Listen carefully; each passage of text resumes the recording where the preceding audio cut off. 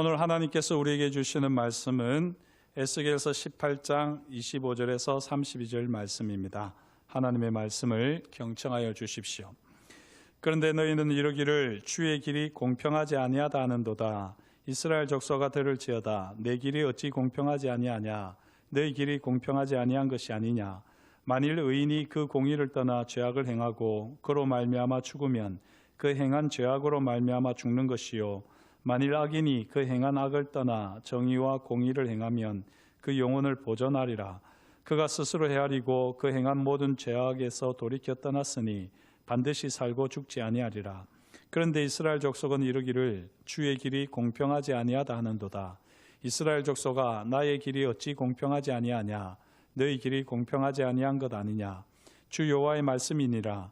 이스라엘 족속아 내가 너희 각 사람이 행한 대로 심판할지라. 너희는 돌이켜 회개하고 모든 죄에서 떠날지어다. 그리한즉 그것이 너희에게 죄악의 걸림돌이 되지 아니하리라. 너희는 너희가 범한 모든 죄악을 버리고 마음과 영을 새롭게 할지어다. 이스라엘 족속아 너희가 어찌하여 죽고자 하느냐. 주 여호와의 말씀이니라. 죽을 자가 죽는 것도 내가 기뻐하지 아니하노니 너희는 스스로 돌이키고 살지니라. 아멘. 이 말씀을 따라 함께 은혜를 나누겠습니다. 잠시 기도합니다. 하나님 아버지, 세상에 속한 모든 마음들, 분주한 마음들을 내려놓고 오직 주님의 말씀 앞에 씁니다. 주님의 말씀으로 위로와 또 새 힘을 얻는 복된 시간 되게 하여 주옵소서. 우리가 성령 안에서 하나 되게 하시며 부족한 사람의 죄와 허물은 십자가 보혈로 덮어주시고 오직 주님의 인재만, 영광만 경험되어지는 복된 시간 되게 하옵소서. 감사드리오며 예수님의 이름으로 기도드립니다. 아멘. 지금 보시는 그래프가 있는데요. 이 그래프의 제목은 경제적 배경에 따른 아동지능 변화입니다. 잘 보이시는지 모르겠는데 생후 22개월부터요 10살이 될 때까지 아이들의 지능이 이 가정 배경에 따라 어떻게 달라지는지를 추적 조사했습니다. 시간이 지남에 따라 높은 지능을 가졌지만 저소득층 아이들은 파란색 줄로 점점 그 지능이 낮아지고요. 낮은 지능을 가졌지만 고소득층 아이들은 그 지능이 점점 높아집니다. 빨간색입니다. 그리고 두 선이 딱 교차하는 부분이 바로 취약 연령 무렵이 되는 겁니다. 이때 지능 수준이 역전되고 맙니다. 재산과 상관없이 재능이 있는 아이들은 어느 가정에나 공평하게 태어나지만 타고난 재능이 가정 배경에 의해서 사장되거나 또는 개발되는 이 불공평한 현실을 이 그래프가 잘 보여줍니다. 이 그래프를 보고 있으면 참 씁쓸해지는데요. 타고난 재능이 비슷하다가 역전되는 원인이 교육 정도가 아니라 경제적 배경이라는 사실입니다. 경제적 불평등이 결국에는 교육 불평등, 사회적 불평등으로 이어진다는 사실을 이 그래프에서 우리는 확인할 수 있습니다. 우리 사회는 이와 같이 불평등이 만연한 사회, 불평등이 대물림되는 사회입니다. 그렇다면 이 불평등을 해소하기 위해 평등한 사회를 만들면 되겠습니까? 그런 평등한 사회를 우리가 잘 만들 수 있을까요? 지금 보시는 그림을 보면 평등과 공평에 대한 분명한 차이를 잘 보여주는데요. 모든 사람이 재화를 똑같이 나누는 것, 이것이 바로 평등, 이퀄리티입니다. 그러나 누구나 자신이 처한 상황을 개선하는 데 필요한 만큼 재화를 받음으로써 같은 조건에 서는 것, 이것이 바로 공평, 에쿼티가 되겠습니다. 발음에서도 나타나지만 여러분들이 보실 때 왼쪽이 이퀄리티, 그리고 오른쪽이 에쿼티, 바로 평등과 공평입니다. 이것을 보면 우리는 평등한 사회가 아니라 공평한 사회를 만들어야 한다는 것을 알 수가 있지요. 똑같은 양이 주어졌을 때 키 작은 사람은 높은 벽으로 인해서 야구 게임을 구경할 수가 없습니다. 이게 평등이라는 겁니다. 하지만 그 키 작은 사람에게 맞도록 재화가 공급되고, 그리고 그 필요 없는 사람은 그냥 자기가 서서 그 구경을 할 수 있는 것, 이것이 바로 에쿼티, 공평이라고 하는 것이죠. 하지만 이 그림을 가만히 보고 있으면요, 사실 이 그림이 진정한 공평일까, 오른쪽에 있는 그림이 진정한 공평일까 한번 우리는 생각을 해봐야 할 것입니다. 개인의 역량을 무시하고 모든 사람이 똑같이 누린다, 그죠? 모두가 담장을 거의 넘을 정도로 이렇게 해서 보는데, 물론 키 작은 사람이 보는 면에서는 참 공평하지요.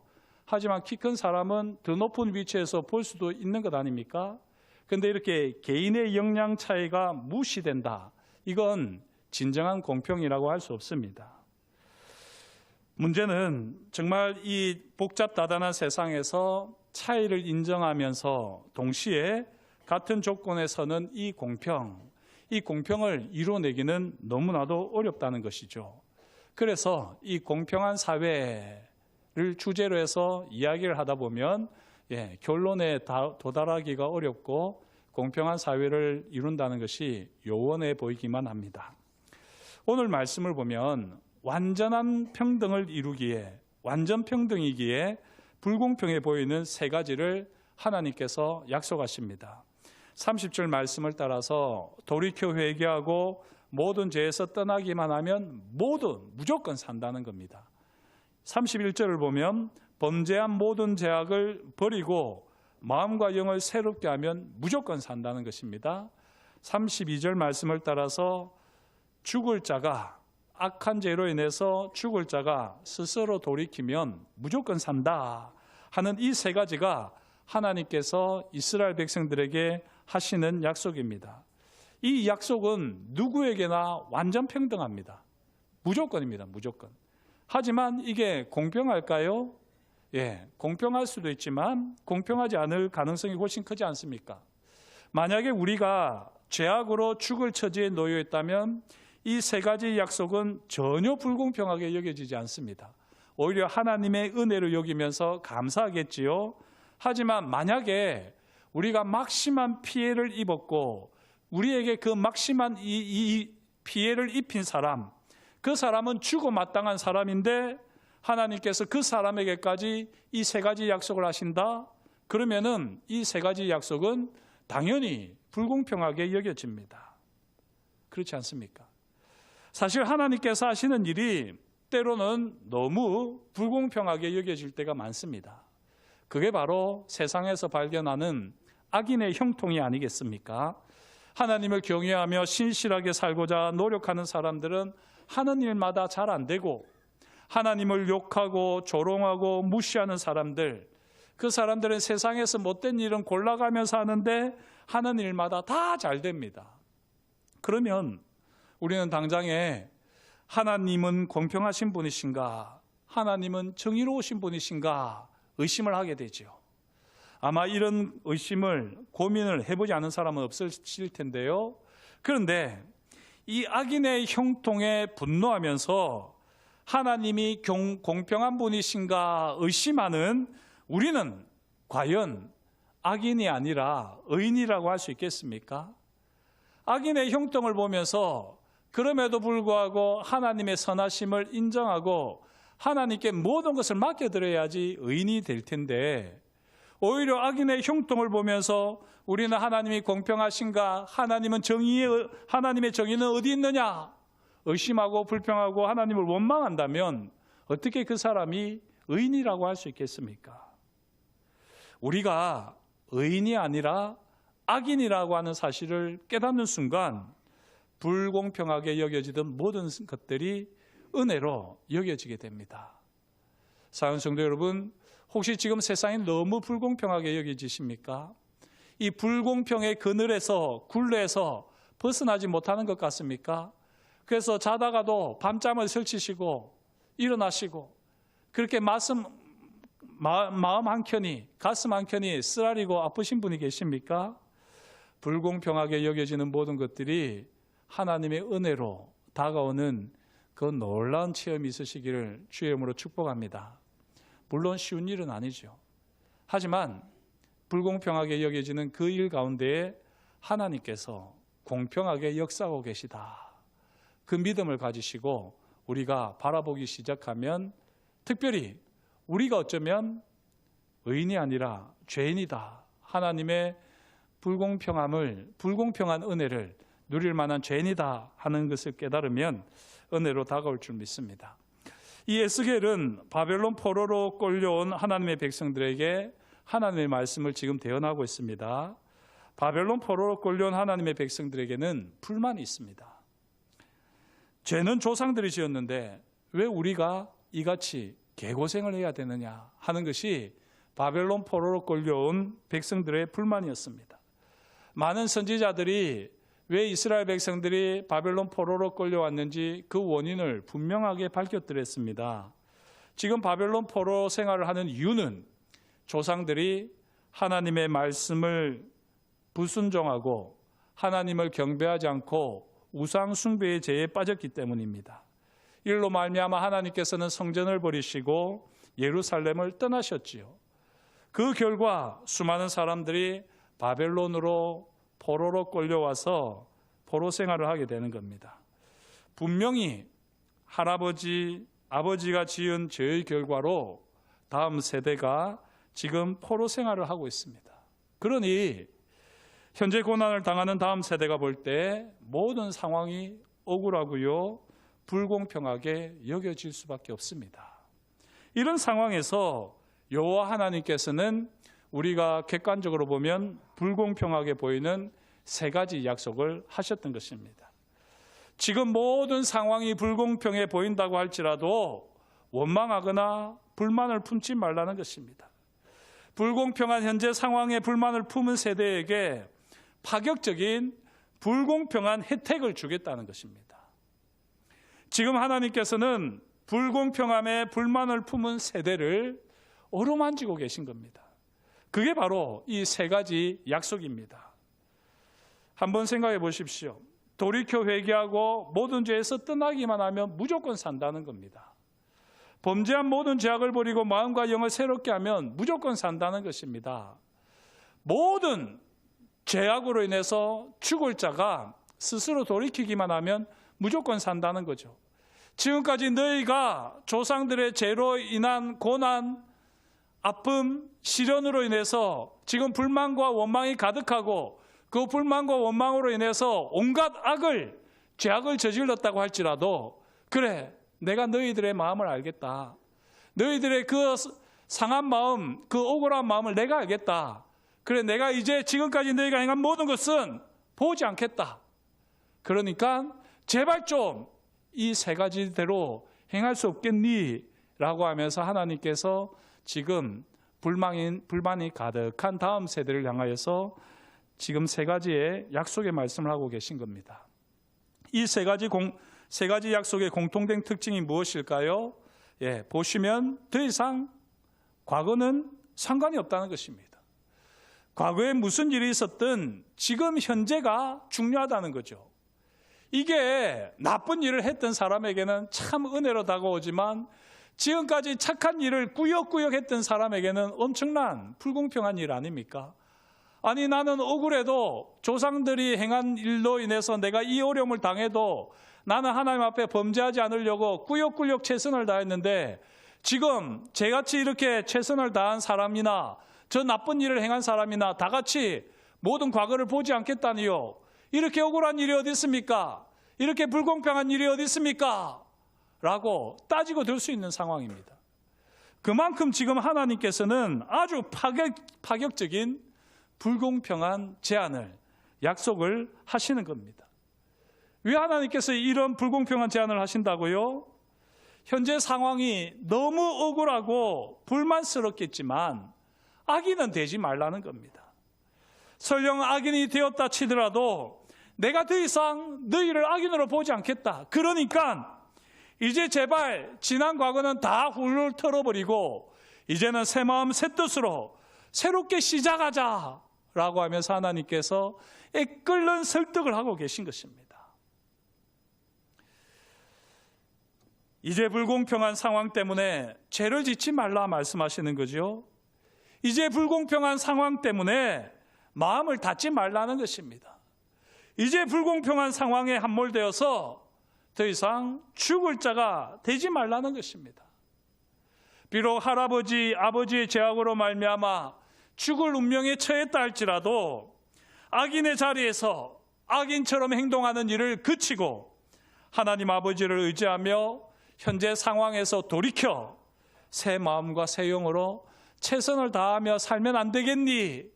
라고 하나님께서 설득하시는 겁니다. 그 설득 과정에서 하나님을 향해서 불공평하다, 불만하고 있는 이 다음 세대를 향하여서 하나님께서는 객관적으로 볼 때는 불공평해 보이는 세 가지 약속을 주셨던 것입니다. 이 하나님의 설득의 절정은 32절 말씀입니다.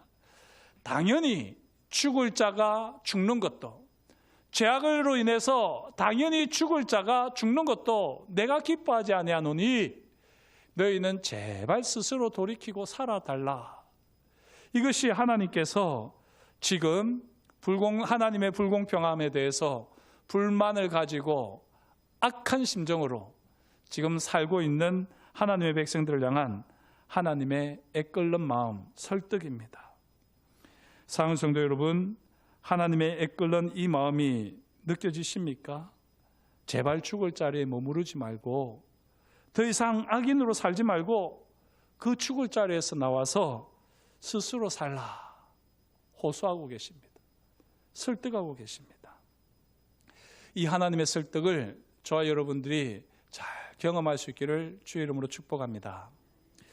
2011년 높은 물가와 집값을 견디지 못한 시민들이 텔아비브로 나와서 시위를 했습니다. 전체 인구 10%가 이 시위에 참가하게 되었고요. 이 일이 계기가 되어서 이스라엘 사회는, 이스라엘 나라는 완전히 새롭게 변하게 되었습니다. 이 2011년 텔아비브에서 새바람이 불기 전까지 OECD 국가 중에서 상위 10대 기업이 주식 시장에서 차지하는 비중이 가장 높은 나라가 이스라엘이었습니다. 그리고 그 다음이 우리나라, 대한민국이었습니다. 이게 무슨 표현인지 제가 그냥 그대로 읽었는데요. 다시 말씀드리면 각 나라마다 가장 큰 기업, 10개의 기업들을 조사를 해서 그 10개의 기업들이 주식시장, 자본시장에 어떤 영향을 미치고 있는지를 살펴봤다는 겁니다. 그랬더니 가장 큰 영향을 끼치고 있는 나라가 이스라엘이었고 그 다음이 우리나라였다는 거죠. 상위 10대 기업은 다 재벌들입니다. 재벌 기업이 이렇게 자본시장의 비중을 차지하고 있던 이스라엘과 대한민국, 재벌들의 횡포가 가장 심한 두 나라라는 의미입니다. 이런 재벌들의 횡포에 대해서 텔아비브에서 시위가 일어났던 것입니다. 이때 1년 6개월 동안 조사를 아주 구체적으로 하고요. 그리고는 이 현실 가능한 재벌 개혁을 이스라엘은 시도했습니다. 그 결과 재벌들의 독과점 횡포가 사라지고 소득의 재분배라는 공평한 가치가 실현되기 시작했습니다. 이스라엘이 이처럼 재벌 개혁을 이룰 수 있었던 이유가 무엇일까요? 제가 지금 이 자료들은 다 명견만리라고 하는 책을 인용한 것들인데요. 이 명견만리라고 하는 책을 보면 재벌 2세에게 권력이 대물림되기 전이었기에 이스라엘에서는 재벌 개혁이 가능했다라고 말을 합니다. 그러면서 이미 대물림이 진행된 우리나라에서는 이 재벌 개혁이라고 하는 것은 더욱더 요원해 보인다라고 명견만리에서는 결론을 내리고 있습니다. 저는 이 명견만리의 분석에 딴지를 걸고 싶지는 않습니다. 전문가들이 내린 분석이니까요. 하지만 저는 이스라엘에서 재벌 개혁이 성공할 수 있었던 더 근본적인 이유가 따로 있지 않을까 여겨집니다. 특별히 하나님의 말씀으로 이 이스라엘을 늘 살피고 있는데 그렇게 이스라엘을 보게 되면요. 이스라엘은 하나님의 정의와 공평이라고 하는 가치가 이스라엘 국민들의 정신에 배어 있습니다. 오늘 말씀, 이 에스겔 말씀처럼 파격적이고 불공평해 보이는 이 하나님의 설득에 익숙해 있는 이스라엘 국민들이기 때문에 이스라엘에서는 이 재벌개혁이라고 하는 것이 이루어질 수 있었던 겁니다. 사랑하는 성도 여러분, 바벨론 포로 생활을 하면서 하나님이 불공평하시다 불만을 품은 세대에게 불공평할 정도로 파격적인 제안을 하신 하나님, 그 하나님의 애끓는 설득은 비교가 되지 않는 더 구체적이고 애끓는 하나님의 설득이 있습니다. 이 세상에서 가장 모순적이고 또 불공평해 보이는 일이 무엇이겠습니까? 우리가 볼 때는 당연해 보이지만요, 사실 세상 사람들이 볼 때 가장 모순적으로 보이고 불공평해 보이는 것은 바로 십자가 사건입니다. 어떻게 과거에 행한 모든 더러운 죄가 순식간에 사라질 수 있단 말인가? 어떻게 과거에 행한 용서받지 못할 온갖 죄악들이 한순간에 깨끗해진단 말인가? 이것은 세상 사람들이 볼 때에, 특별히 자신들이 죄인인 줄 모르고 의인이라고 착각하고 살아가는 사람들이 볼 때는 모순이고 바로 불공평 그 자체입니다. 그런데 하나님께서는 그 일을 십자가에서 하셨습니다. 모순 덩어리에 불공평해 보이는 그 일을 우리 주님께서는 십자가에서 행하셨습니다. 십자가를 통하여서 하나님께서는 애끓는 마음을 여실히 보여주셨습니다. 오늘 에스겔서에 나타나고 있는 하나님의 애끓는 마음 세 가지. 첫째, 돌이켜 회개하고 모든 죄에서 떠나기만 하면 산다. 무조건 산다. 둘째, 범죄한 모든 죄악을 버리고 마음과 영을 새롭게 하면 무조건 산다. 셋째, 죽을 자가 스스로 돌이키면 무조건 산다. 이 세 가지가 잘 녹아 있는 것이 바로 십자가 아닙니까? 가장 불공평해 보이는 이 십자가 사건을 통해서 하나님께서는 평등과 공평을 온전히 이루셨습니다. 사랑하는 성도 여러분, 십자가를 통해서 하나님께서는 이전의 모든 것들은 다 없애시면서 온전한 평등을 이루셨습니다. 온전한 평등을. 그러면서 그 십자가 사랑을 가지고 하나님의 사랑을 경험하는 대로 헌신하고 충성하고 보답할 수 있도록 하나님께서는 말할 수 없는 공평함으로 우리의 삶을 가득 채우고 계십니다. 십자가 은혜, 십자가 사랑, 십자가 평등과 공평을 경험한 사람만이 불공평한 세상을 조금이라도 공평하게 만들어갈 수 있지 않겠습니까? 오늘 우리 시대를 보게 되면, 특별히 젊은 세대를 보게 되면 이 불공평함에 대해서 불만이 참 많습니다. 이 불공평함에 대해서 우리 한국교회가 대안을 제시한다든지 조금 모범적인 삶을 살아낸다면 얼마나 좋을까 싶은데요. 우리는 십자가 은혜를 너무나도 값싼 십자가로 만들어버리면서, 값싼 은혜로 만들어버리면서 정말 십자가를 통해서 보여줘야 될 공평, 평등을 우리는 제대로 보여주지 못하고 있는 것은 아닙니까? 그래서 젊은 세대로부터 한국교회는 더 외면당하고 있는 것이 오늘 우리의 현실이 아닐까요? 사랑하는 성도 여러분, 십자가 은혜, 말할 수 없는 은혜지요. 하지만 믿지 않는 사람들이 볼 때는 모순 덩어리요, 불공평한 그 자체입니다. 그들이 죄인인 것을 깨닫기까지는 그들은 이 모순 덩어리, 불공평한 십자가 앞에서 그들은 불만을 토로할 수밖에 없습니다. 그러면 우리는 어떻게 해야 되겠습니까? 우리가 십자가 은혜와 사랑으로 공평한 가치를, 평등한 세상을 만들어 가야 하지 않겠습니까? 하나님께서 우리에게 베풀어 주신 그 한없으신 용서와 사랑을 저와 여러분들은 삶으로 온전히 이루어내야 할 것입니다. 공평하지 못한 세상을 향해서, 평등하지 못한 이 사회 속에서 불공평하다고 불만을 토로하는 그 젊은 세대를 향해서 하나님의 사랑을, 하나님의 불공평해 보이는 이 무한한 하나님의 공평하심을 우리가 삶으로 보여줘야 되지 않겠습니까? 참 어려운 숙제이긴 하지만 우리가 반드시 이루어야 할 과제이기도 합니다. 하나님의 이끌는 설득, 그것은 바로 십자가 은혜와 사랑으로 확실하게 경험될 수 있습니다. 저와 여러분들이 이 하나님의 이끌는 설득, 주님의 십자가 사랑을 불공평한 세상 속에서, 불평등한 사회 속에서 오롯이 실천해내는 하나님의 사람들 될 수 있기를 주의 이름으로 축복합니다. 기도하시겠습니다. 하나님 아버지, 주님께서 저희를 사랑하여 주시고 오늘도 저희에게 말씀하여 주시니 감사합니다. 하나님의 말씀을 따라 우리가 어떤 사람이 되어야 할지 다시 한번 기억하게 하여 주시고, 또한 하나님의 십자가 사랑을 통하여서 하나님의 이끌는 마음, 하나님의 이끌는 설득을 우리가 삶으로 온전히 나타내게 하여 주옵소서. 세상이 불공평하다 탄원하고 불만을 토로하는 세대를 향하여서 우리가 그들의 마음을 어루만지고 위로해 줄 수는 없겠습니까? 하나님의 그 이끌는 설득으로 십자가 사랑과 은혜를 온전히 삶으로 증명해낼 수 있는 우리 모두가 될 수 있도록 하나님, 우리에게 하나님의 은혜를 다하여 주옵소서.